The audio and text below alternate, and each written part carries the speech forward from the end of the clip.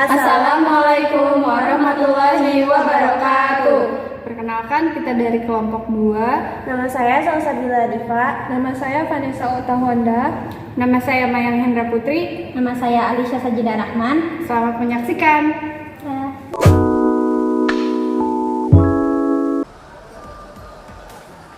Merebaknya virus corona menjadi perhatian global. Hingga Senin 27 Januari, sebanyak 16 negara mengumumkan kasus positif virus corona.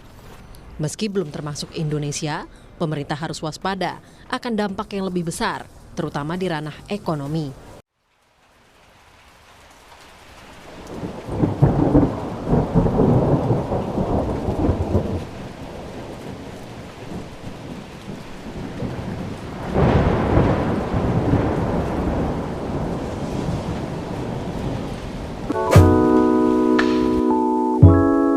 Berdasarkan data Badan Pusat Statistik, Indonesia mengalami kontraksi pertumbuhan ekonomi pada tahun 2020 sebesar minus 2,07%. Hal ini menyebabkan perekonomian Indonesia pada tahun 2020 mengalami deflasi atau penurunan drastis karena perkembangan ekonomi di Indonesia mempunyai pergerakan yang kurang stabil.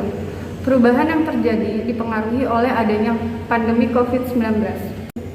Pandemi COVID-19 sangat mempengaruhi perekonomian Indonesia mulai awal kuartal 2 tahun 2020. Hal ini disebabkan adanya peraturan tentang pembatasan sosial berskala besar atau PSBB, sehingga menimbulkan lockdown di beberapa kota bertujuan memutuskan mata rantai penyebaran COVID-19.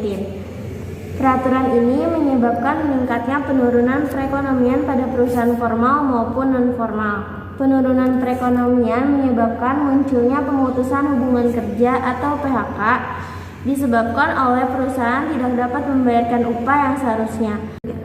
Kontraksi disebabkan adanya penurunan konsumsi. Selain konsumsi untuk kebutuhan sehari-hari, pendapatan konsumsi dari sektor transportasi udara sangat berpengaruh dengan kontraksi yang dialami saat pandemi.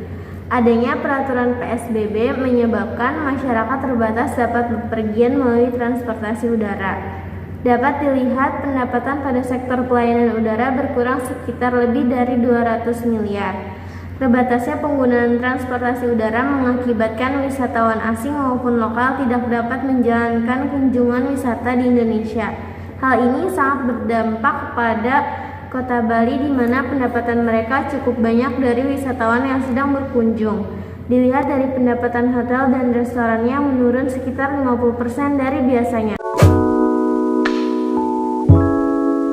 Kebijakan yang dikeluarkan oleh pemerintah pusat adalah kebijakan fiskal dan kebijakan moneter.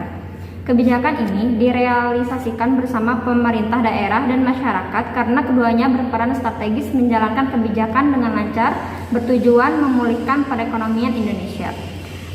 Pemerintahan melakukan kebijakan fiskal dengan harapan dapat mengurangi dampak negatif pada perekonomian Indonesia yang disebabkan oleh pandemi COVID-19.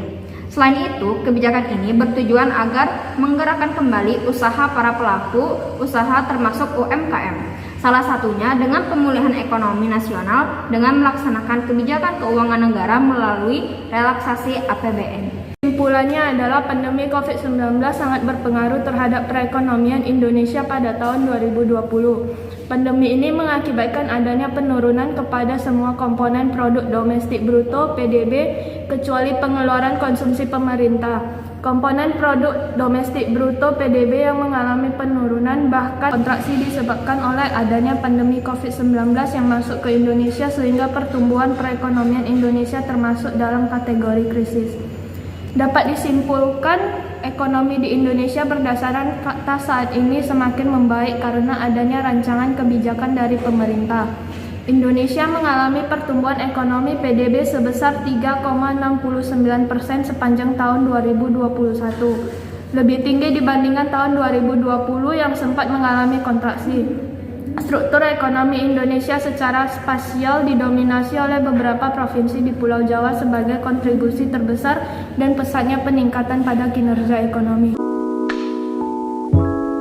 Cukup sekian video dari kelompok kami. Kurang lebihnya mohon maaf. Wassalamualaikum warahmatullahi wabarakatuh.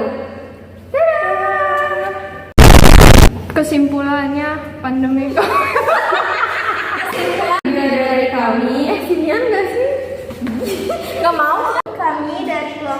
kedua, A few moments later. Ih,